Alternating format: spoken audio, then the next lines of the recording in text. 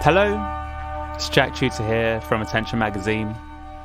Welcome to Crucial Listening, the podcast where I speak with musicians and sound artists about 3 albums that are important to them.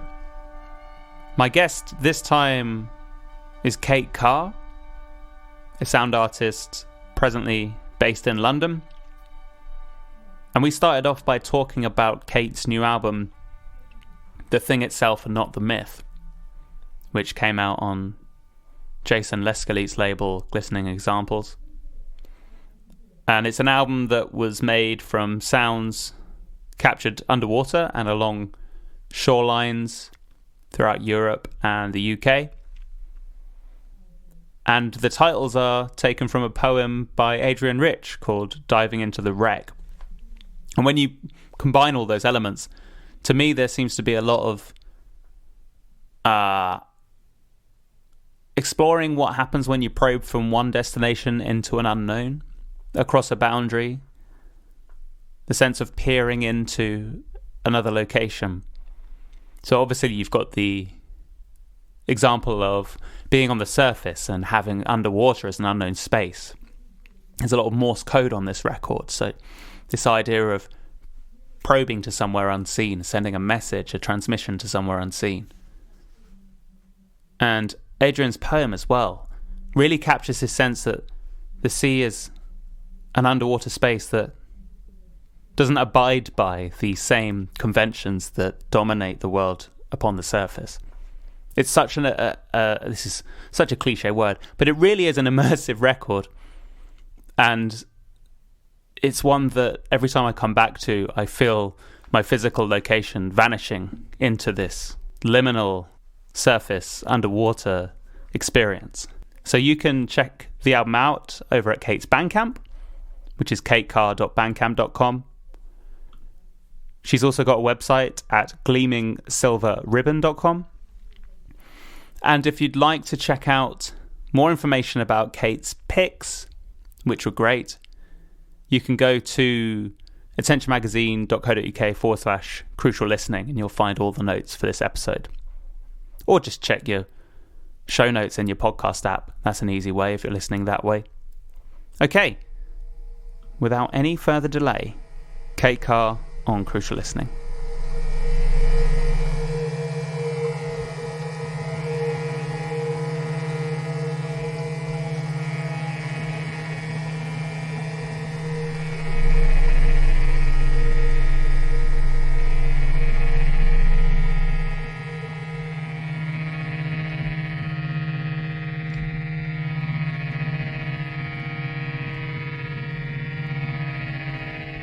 Hello, Kate. Welcome to Crucial Listening. Hi, Jack. Thanks very much for having me. Thanks for coming on. Now, I wanted to obviously talk to you about your 3 important albums that you've brought here today, but also about your new record, or newish record now, that came out in November, called The Thing Itself and Not the Myth.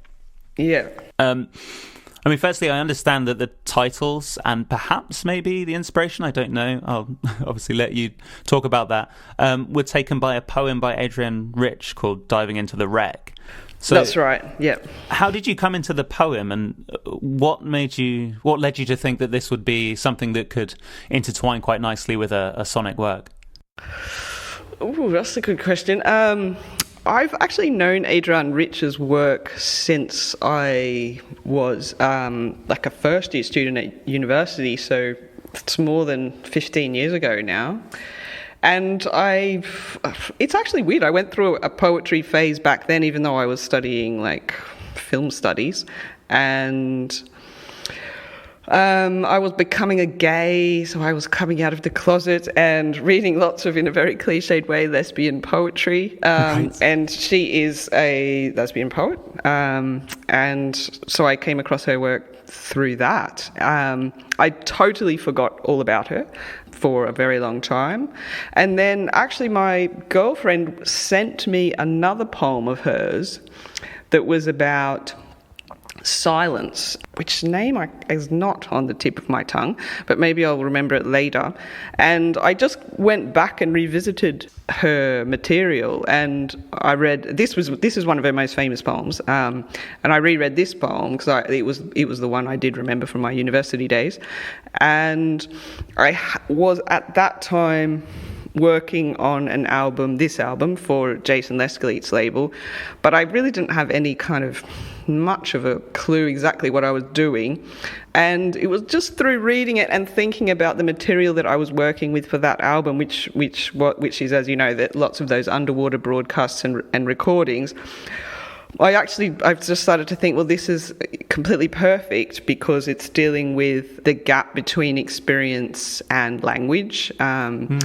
The sort of the inadequacies of our narratives to explain kind of the profundity of the world, and then it also expresses that through this descent into the depths, which is exactly the material that I'd gathered, at various places and along different shorelines, and so that was it. It was sort of like I don't want to say it was a eureka moment, but it certainly helped me direct what I was doing, and then I hinged the whole production of the album around that poem and different excerpts of lines from it. Wow, what a perfect combination. I mean, I thought it was just meant to be. It sounds like that those parts just kind of came together by themselves rather than being like intentionally entwined. That's really cool. Yeah, it was. I mean, Jason was extremely patient with me, which I've thanked him for a lot.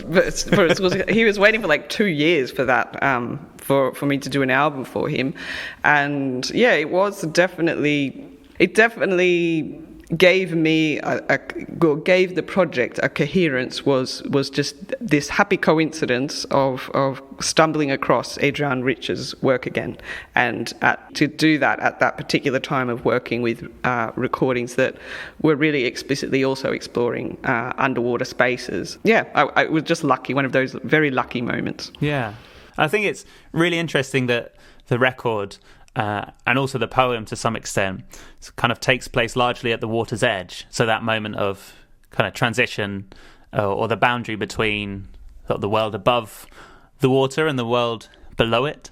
It strikes me as such a different experience than, say, like an album that just has recordings from underwater. Like you have so many more different elements to work with there. I mean, is there something significant, either as a location to record or a location generally just to inhabit, about coastlines that has any kind of significance to you personally? It's an interesting point that you raise, and I hadn't thought about it so much in those dimensions.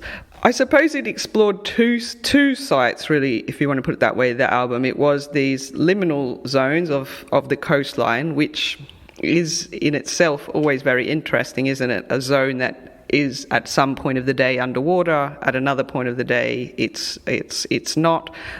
So it's always in this state of flux and change, and then also presents a huge array of challenges for organisms that want to live in that kind of environment. Obviously, you have to be extremely adaptable. So there's lots of very interesting and I think kind of artistically potent aspects of thinking about, the edge land of a shoreline, if you want to put it like that.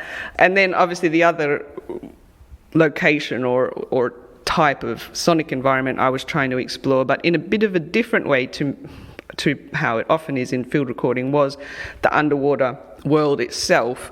But instead of just purely recording it, I broadcast sounds into it and then re-recorded it. And I was basically trying to think about how sound flows through underwater spaces. Can the movement of sound and the reflection of sound and then the regathering of it through hydrophones tell us anything about those hidden spaces that lie underwater? So in our listening, can we inhabit those spaces in a different way through gathering sounds in that manner? I guess that was what I was trying to explore.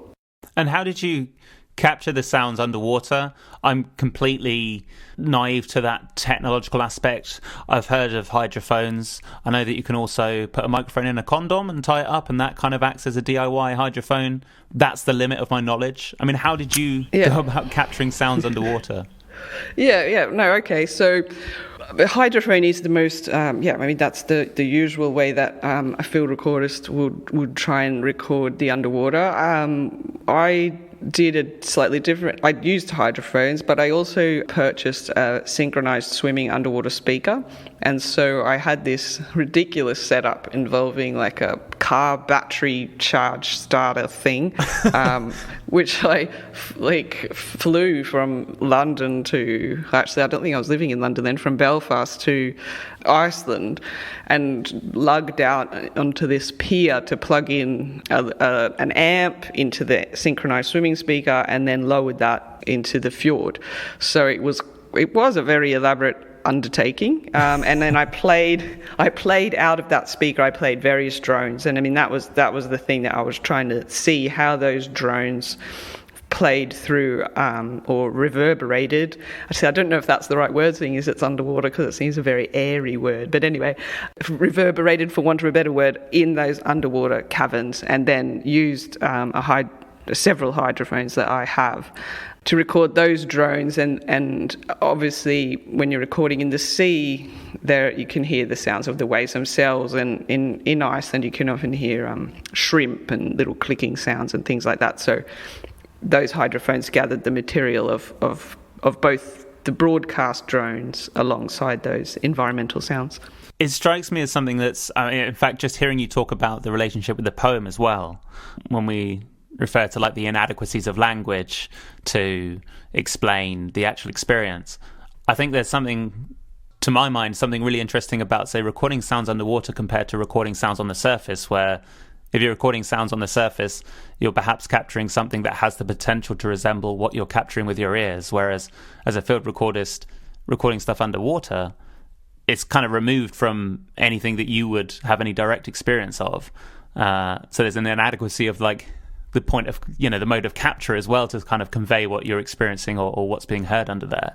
I mean, does it feel, is there something different in your mind? I mean, is there a different sensation or a different feeling? And this is a very nebulous question that may not have an answer, but is there something different about the experience of recording sounds underwater compared to doing field recordings, in any other setting? I think the first thing that struck me when I started recording underwater was, maybe it sounds a little bit kind of superficial or boring, but it's very, the sound of underwater that's gathered by a hydrophone is very different to the sound of underwater as you experience it when you just dive in underwater. So, you hear a lot of very low sounds when you go underwater, in the sense that the water rushes in and hits your eardrum, and that's quite a low-pitched sound.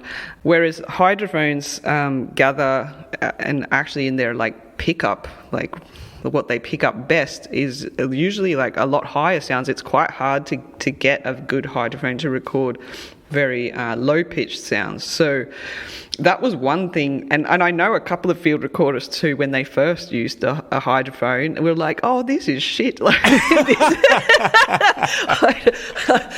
They were really disappointed, because what they expected and what the technology delivered were completely different things. So I think that's kind of more of a sound technical answer. But I think the other thing is that underwater creatures sound really differently to how you would expect or imagine, I suppose. And one of the really amazing examples is fish, which, grunt and sound. They sound loads like chooks scratching around and grunting, and their air bladders letting out, I don't know if it's kind of akin to some kind of flatulence or right, whatnot, but they bubble out and they vocalize to themselves as well. So discovering those kind of hidden little worlds of communication between fish was a really amazing thing, and I think it does spark your imagination in ways that obviously a non-field recordist, you wouldn't have access to these kind of stimuli, but it is a very nice experience to just put the hydrophone in and listen to the fish squawking to each other, or the water beetles make a very high ticking sound sometimes as they swim along. So there's just some very nice just very nice little interactions in the ecosystems of ponds and in the ocean that the hydrophone does give you a really interesting way of accessing. Fantastic. Well, I'm having a really great time with it, and still feels like I'm just on the surface of it. That's not a pun. That was not deliberate, but so embarrassing. You need to dive in. Shocking. Sorry, it's terrible. We'll keep this in. So let's move on to your albums. You brought 3 albums that you deem to be important. I mean, one question I like to ask my guests is what they or how they thought about the term important when they were coming up with their list. I mean, so was there a particular criteria that you applied to that term important to produce the 3 records that you've brought today?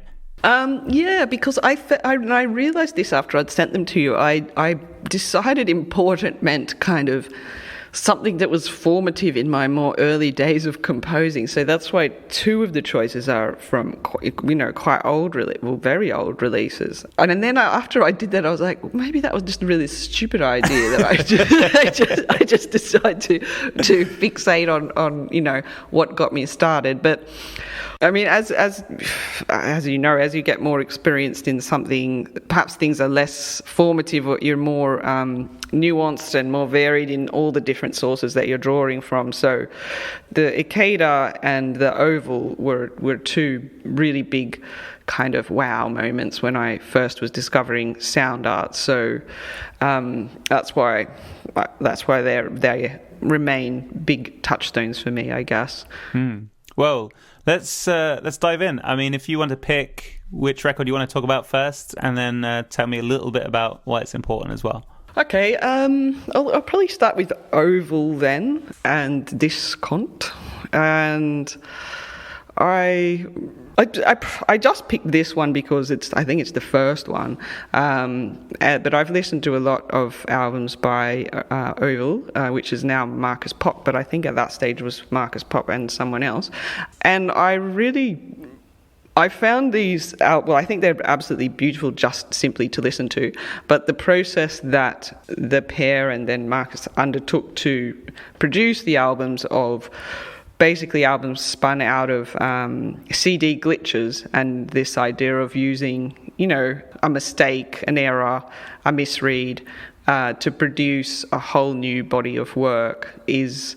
I think I do still incorporate it in my work in a much more subtle way than Oval did in his whole output, where it's very much front and center. But I find that a very potent idea, and it's always very interesting to ask yourself what's usually left out and what is the creative potential of revisiting those decisions that I've usually made and deciding to do something else with that material.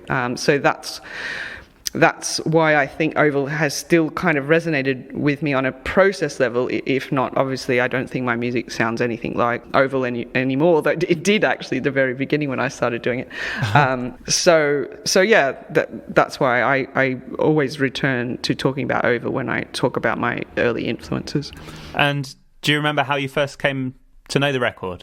Or know about it, or hear it even? Yeah, I did a master's in cultural studies when I still lived in Australia, in Sydney, and there was just one subject on sound art, and as part of that, I don't even know if Oval was mentioned, but glitch music was, and it was through exploring glitch, which was a broader application of this idea of making compositions out of either data glitches or CD glitches or any other type of glitch, that I came across Oval, and I liked it because I liked it more than all the other glitches because it's actually, I think his work's a lot more ambient sounding and very delicate in parts, and the type of this is super nerd aspect, but the way that the type of glitch that he manages to get, which I tried to replicate for ages, but I think it's a very pitched down CD skip,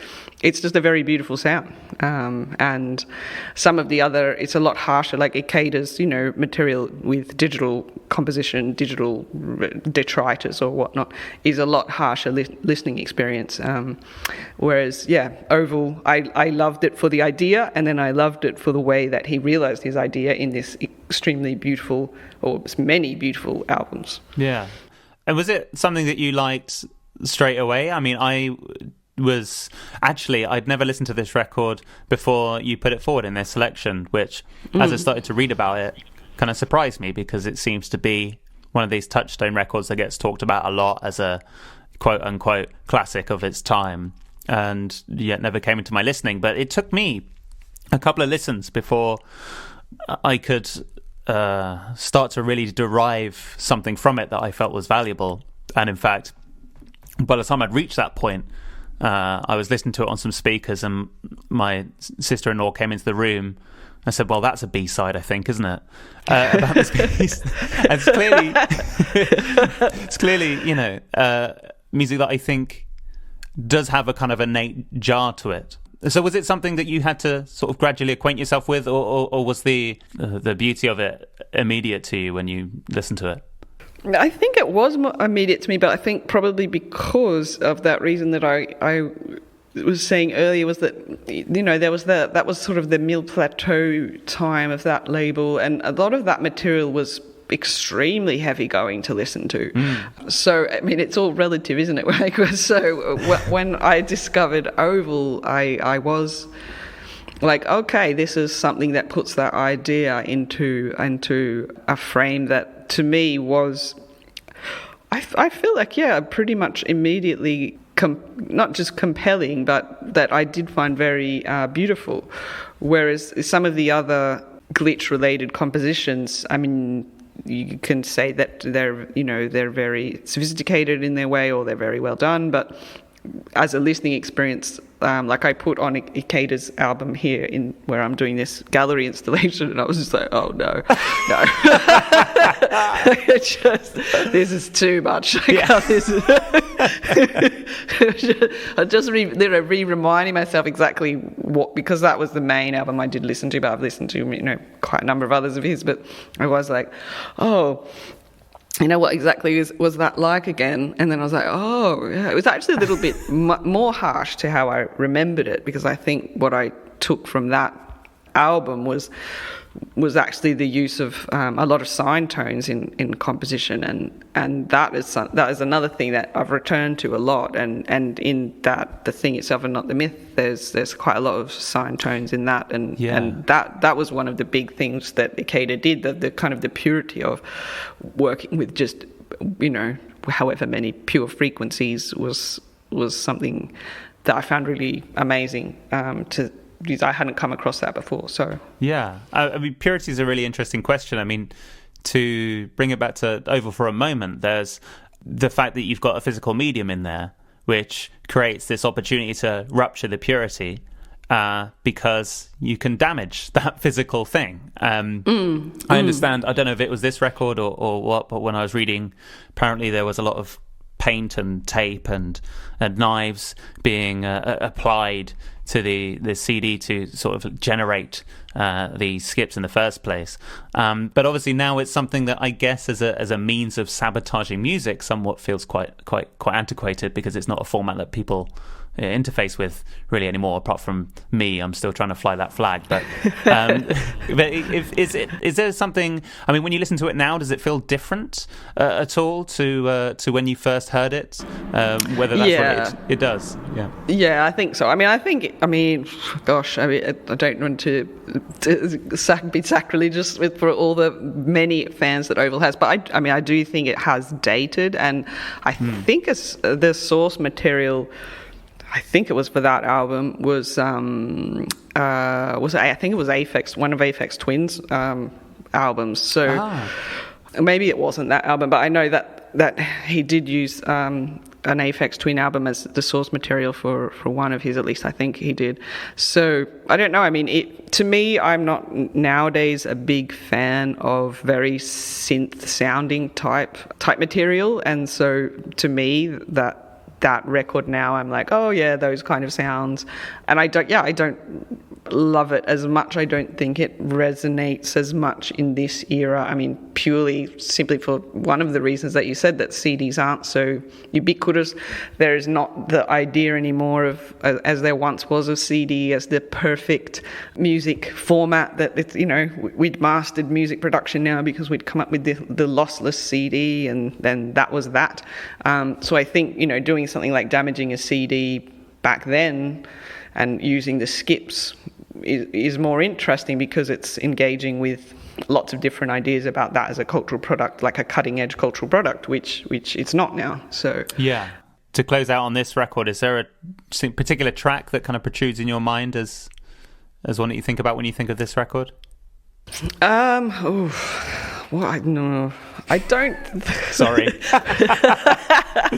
Yeah, I couldn't point to one track and be like, this is the one that sums up Oval for me, or something like that, because it was more the process and the realization of that process, rather than one particular track that I went, oh yeah, that's a killer track. I mean, I think it's kind of the nature of what he was doing as well, is that I don't, perhaps some people do have their, like, this is the best Oval track, but for me, Oval is I mean, he's changed his work over the years now as well, but that era of Oval is like, it's a sound that is immediately recognizable, which is an amazing thing, I think, also to achieve, that you have that such signature sound that I can't conjure in my mind, like, that particular fragment of melody that skips and repeats in that particular track is so much better than these other ones.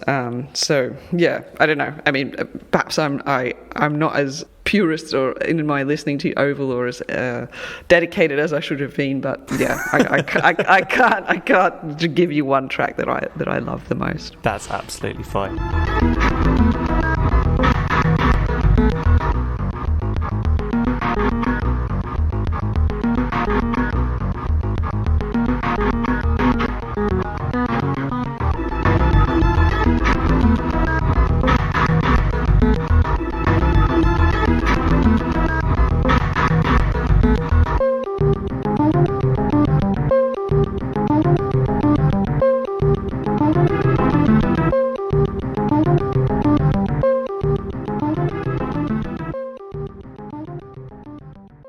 I mean, let's move on to your next album.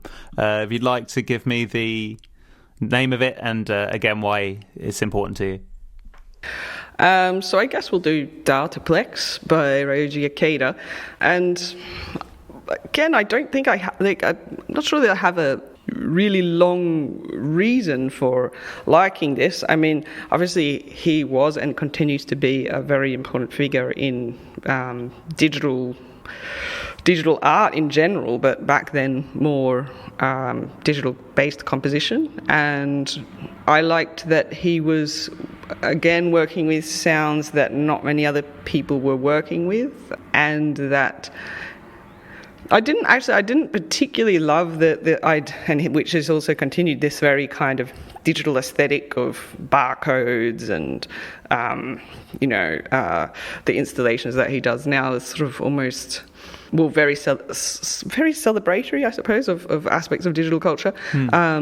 But I liked this kind of a simple thing, which was the use of these pure frequencies and the way that he combined them into really intricate and amazing compositions. And the idea of using just one little sine tone as an ongoing kind of rhythmic feature, or and bringing in very low rumbling sine throbs. I mean, I really liked listening. I remember I was working as a journalist back then. I had my first journalist job, and I used to listen to this on the train on the way to work. And I used to just be like, I am so cool. Look at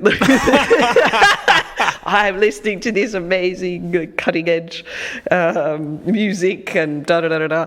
And I think it just was the newness of it to me at that point, and coming across these very different ways of composing. Yeah, I mean, you mentioned there, I think, that the installation work that he's gone on to do since perhaps doesn't chime with you so much. I mean, what's interesting is you mentioned with his use of barcodes, and a lot of the time these kind of large-scale technological and scientific projects, there's a sort of abstraction from any human element, which I find is really interesting. Because I remember speaking to a friend of mine about this kind of crop of artists, and similar artists on Rasta Noton, saying, well, surely you like this batch of artists. This was a few years ago. And he was like, well, no, I mean, it's a really displaced version of the internet. Like, our bodies are all in that. And yet this doesn't seem to depict that. I mean, is there any reason you can pick out why, I don't know, his sort of fixations since within his artworks have held less appeal to you than when you were listening to this music back then? I mean, I think it's probably for those reasons that in a way that you've just outlined. I mean, when I first came across sound art and this type of composition, it was around the time that this album came out, and back then, sort of, because I came to it through an academic context, there were quite a number of papers written about sound art as embracing as kind of a neo-modernism. So there's, it's just the form, and it's all about interrogating the form itself, and it's very removed from any kind of social or political context. And obviously at that point that was kind of considered a very kind of a new return, if you want to put it that way, because obviously that kind of minimalism had been done before, but that it was being revisited in this way through sound art. I thought that was kind of an interesting moment to have that kind of trend, I mean, which still continues, I think, in sound art, but of a very form-focused way of composing, that there's nothing outside the sound itself. But I think for me, that was never going to be a long-term preoccupation of mine because, I guess it's always hard to know what aesthetically appeals to you or whatever. But I think even politically speaking or socially speaking, my interests are much beyond just a formal investigation of a medium. And so I don't know if you would agree with me, but I feel like his work has kind of maintained that as really a focus, as the investigation of this kind of neo-modernist, like very techno-fetish, oh gosh, Jack, sorry. Techno-fetishism, if you want to put it that way. Nice. Approach, and I mean, which Rasta Noton, I think, they're very emblematic of that type of composition. And I think for me, that was more of a moment to be like, oh, wow, okay, that can lead to many interesting things, and a use of very minimal components in composition, which I still like. But I like much more now to plug that into usually a particular place itself, but certainly a particular social and political context, and also, I think in my own work, also like commitment to acknowledging the artist's, or my own in this case, role in the composition, the partiality of it, the subjectivity of it. So they're the kind of things that I like to have at the fore, which I would say it's almost to the opposite of what Ikeda has to the fore. Yeah, absolutely. And I think I'm not... It's probably not fair for me to put this on Ikeda's work, but something that I often think about is the fact that, I mean, as you say, there's a hard-edged kind of digitalism to his music, which does sort of seem quite jarring with the way in which people interact with technology nowadays. I mean, I'm looking at my MacBook as I'm speaking to you, and it's got curved edges, and it's everything's more ergonomic, and it's accommodating me rather than with Ikeda's work. There's this almost sometimes a sense of technology as this far off, baffling thing that everyone's slightly frightened of and not sure of, whereas that doesn't feel entirely reflective of now, and perhaps it's telling, perhaps it's not, but the fact that his work maybe now fixates on, CERN or the planets, I wonder if he's shifted his area of focus to the place where, you know, that's now the point that's inaccessible to the layman or the person who's just using technology every day. So he's kind of moved the goalposts a bit to kind of keep his aesthetic alive, if you know what I mean. Yeah, no, I think that's a very good point, because I think it is in those hard sciences now that you know, this kind of that his approach does still resonate, that it is so inaccessible and kind of hard sci-fi almost in our imaginations, CERN or exactly outer space or whatnot, whereas the web and digital culture it's changed completely from when, even from this album. It's utterly transformed, and what people look for, what people critique about digital life is, you know, this lack of the human, this lack of real meaningful connections, you know, how to bring them into your digital life, seeing as it is such a pervasive aspect of today's world. So, but I mean, having said that, his work continues to resonate with many, many people. So I don't know. I mean, I think there's something about science/sci-fi, you know, the digital realm of the way of gathering hard data, that his visualizations and sonifications of it, people still find amazing and compelling. I mean, for me, that kind of very cool, like as in not trendy cool, but cold, I suppose, approach to those kind of issues are less interesting to me now. But obviously that's not the case for everyone.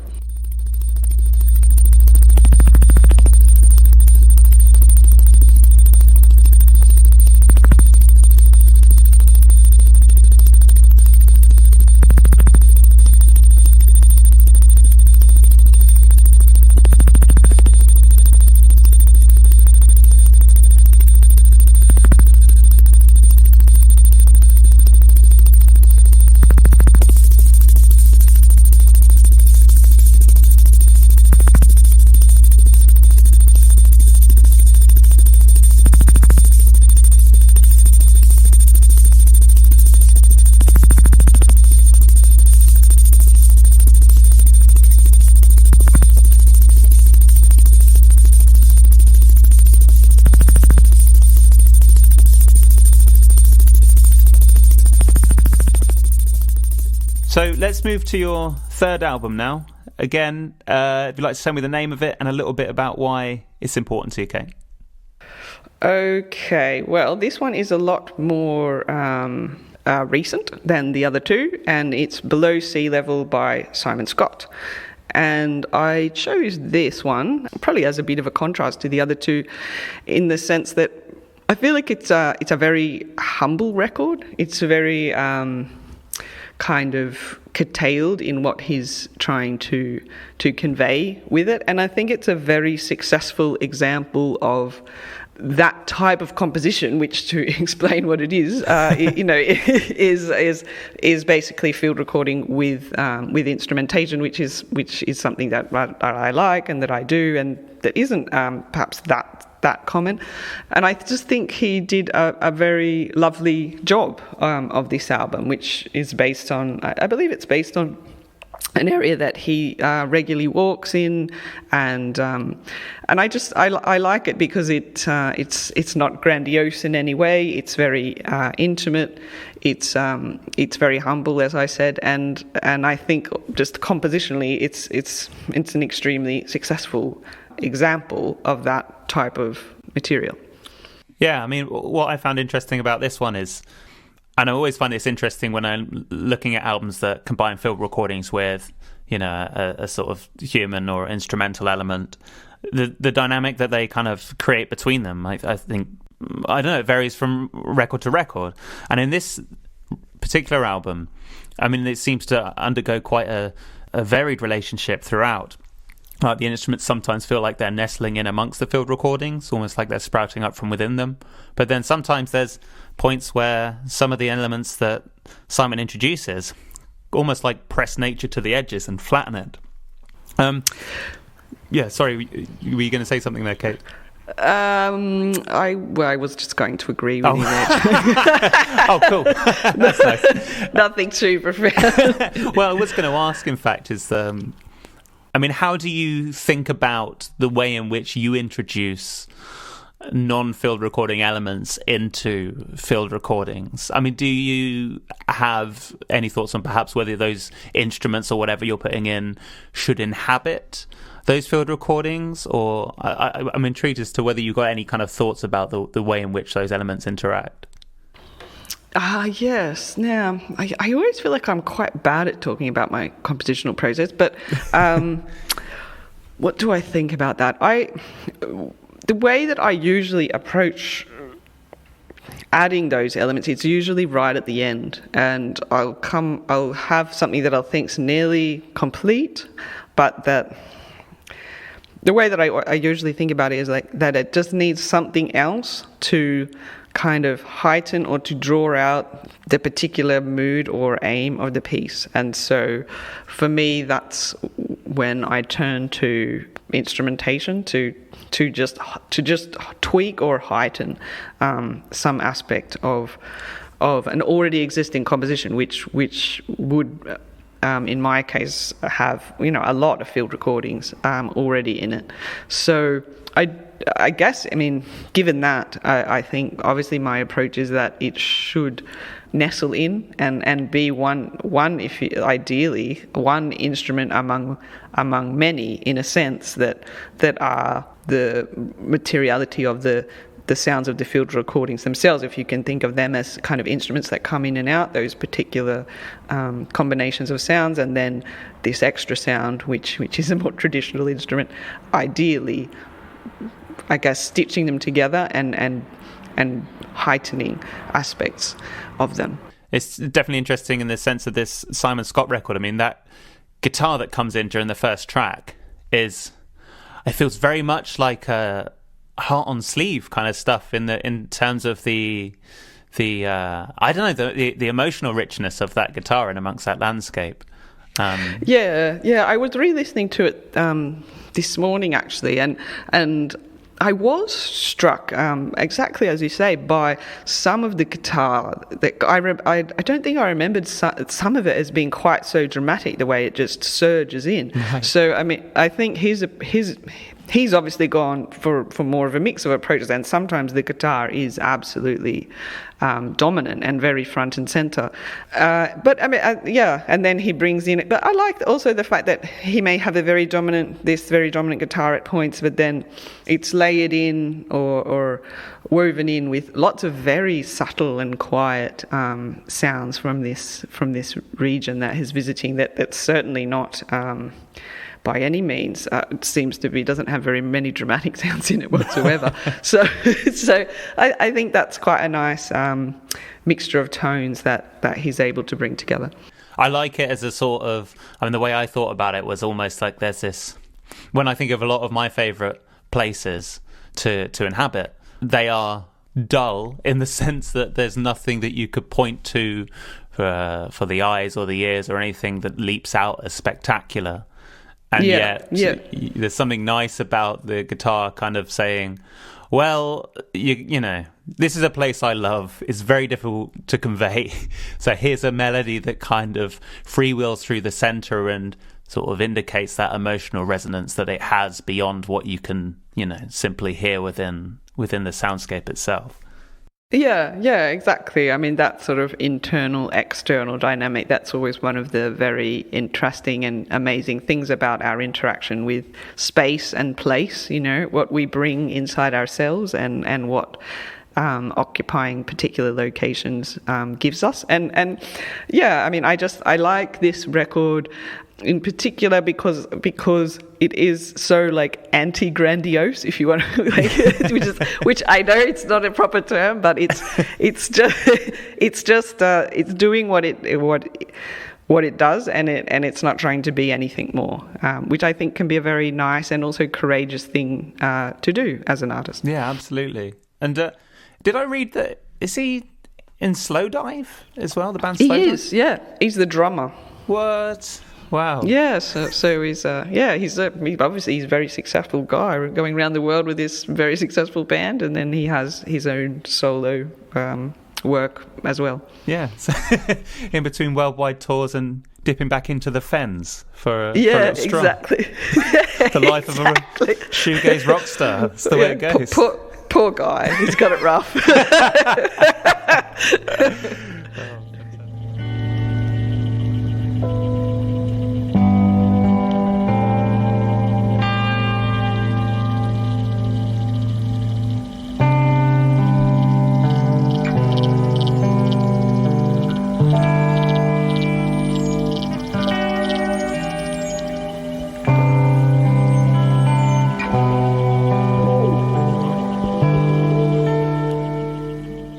Well, one other question I had for you, Kate, which is whether you have a place or an environment in which you listen to records when you really want to have like an intimate experience with an album, when you want to soak it up in its entirety.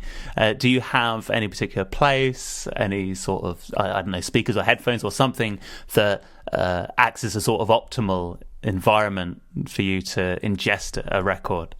This is one thing that I actually want to change about my life, because I have had no good places to listen to records for the past couple of years, which has been extremely unfortunate. And I'd gotten out of the habit of even listening to very much new music because I've been quite busy, and also I get demos for my label, and so but I was just like, well, between listening to the demos and listening to the stuff I'm putting out on the label and then listening to my own stuff, I realized I wasn't listening to very much new music at all. But I definitely want to change that. And my favorite place to listen was always cycling, which is always a very dangerous way of doing it. But I used to love always to listen to many records with just little headphones on cycling. And this is one of the amazing things actually moving to Brixton, is that I noticed that these days people have like those Bluetooth speakers that you just like put in your bag and just pump out music. Right. And so you're like this little moving kind of bubble of music that just shoots through the environment, and it's amazing to experience. Like, because I live above an alleyway that joins like Herne Hill to Brixton, it's like a very well used alleyway, and I love lying in my room and hearing the cyclists come from the top of the alleyway with their amazing throbbing like bag full of speakers and coming out the bottom. And, and I'm like, so I was thinking, I would actually be too self-conscious to ride around with my speakers kind of blaring attached to my bicycle. Right. But I'm going to start riding again, and I will. I'm a very good rider with listening to music on little headphones, so I think I will reanimate that practice. And but also I'm going to have a proper studio soon, so I hope to listen to more music in there as well. Oh, fantastic. And actually, the other question that I had as well was whether there was any honorary mentions that you wanted to put forward here in addition to the 3 albums, because I know it's sometimes a bit tricky to distill down to 3. So is there any other albums that you wanted to bring up here? Oh yes, well this is good you've asked this, Jack, because as you know, I was feeling extremely self-conscious that I'd picked 3 men and hadn't come up with any important women artists for my formative years, which I think it is a reflection of the way that sound art was presented, at least in an academic context, about 15 years ago, was that it was exceptionally male-dominated. But not that it actually was. There was plenty of significant women artists working back at those times, but for some reason they never made it into my sound art course. So I would like to do some shout-outs. One, I didn't actually know about it at the time, but is a more historic figure, but Anea Lockwood, who I believe has an installation in London right now of her Hudson River project, which is a series of recordings tracking the path of the river itself, and I think that's an absolutely amazing project that she did, and it's hugely significant for field recordists in many ways, but for me in particular, this idea of tracking a path of something. And I know in that piece you can slowly start to hear more industrial sounds coming through the river as it goes in and out of townships and things like that. So I think that's an amazing project, and today there's such a plethora of brilliant female or woman identifying musicians, and I particularly like Felicia Atkinson, as basically everyone does, I think, and Melanie Villard, and I was lucky enough to experience Tomoko Savage's work relatively recently, and fantastic. and I think what she does is also really, really brilliant. Amazing. Well, thank you so much, Kate. It's been great to get your list of records and also to talk about your new record as well. I mean, if people want to keep up to date with what you're doing, is there a best place for them to go online to do that? Yes, I feel like I don't keep my website very updated, but I have a website which is gleamingsilverribbon.com, and also can just buy records of mine, which is always very appreciated, at my Bandcamp, which is just Kate Carr at Bandcamp, however you find that. But yeah, that's it. Great. Well, thank you so much. This has been awesome. Cool. Thanks so much. To everyone listening, I'll see you next time.